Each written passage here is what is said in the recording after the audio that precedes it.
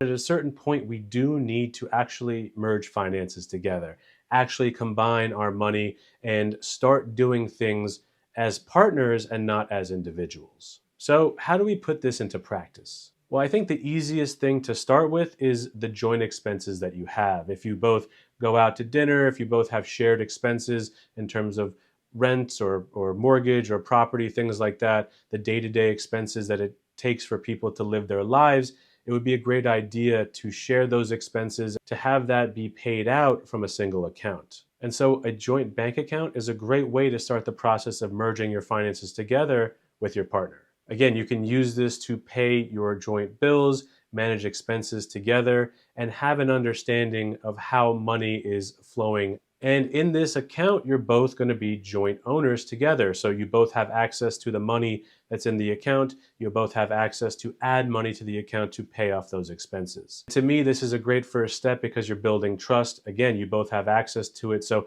one partner could just take the money if they wanted to and run. But again, this is building up trust. This is building up a familiarity and comfortability with sharing finances together with your partner and doing things together as opposed to separate. And when we talk about the joint bank account, one of the questions we get is, how much should we be contributing to this joint account if we both have our own individual jobs? And that's a great question. There's a couple of different ways to look at it. On the extremes, the one extreme is, having all of your money go into this joint account and both partners, all of their money, all of their income going into it. It may not be the best idea if you're maybe a little bit older, you're coming in with assets and resources.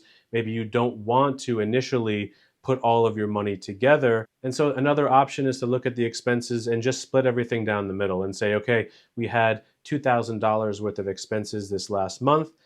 I owe 1,000, you owe 1,000, and I'm going to deposit that into the account. You're going to deposit that into the account. And then that way we have the money to pay our expenses. And so we still have separate money outside. I still have my own bank account. You still have your own bank account. But in the shared one, we are pooling our resources just for the shared expenses. That is one way of doing it. And a lot of couples actually find this as a great way to start into the relationship and kind of dip their toes into merging finances. But what if one partner earns significantly more than the other? It makes it a little bit more difficult to just do a 50-50 split.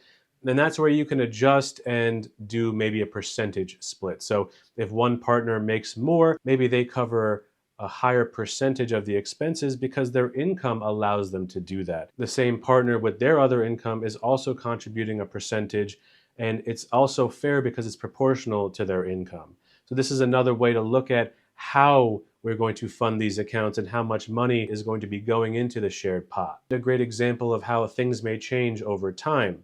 Both partners at the beginning of a relationship may be earning the same, and then one partner may be earning a lot more later on due to big job changes and big job growth. And so it may be time at that point to revisit how finances are done and how the partners are contributing to the shared pot.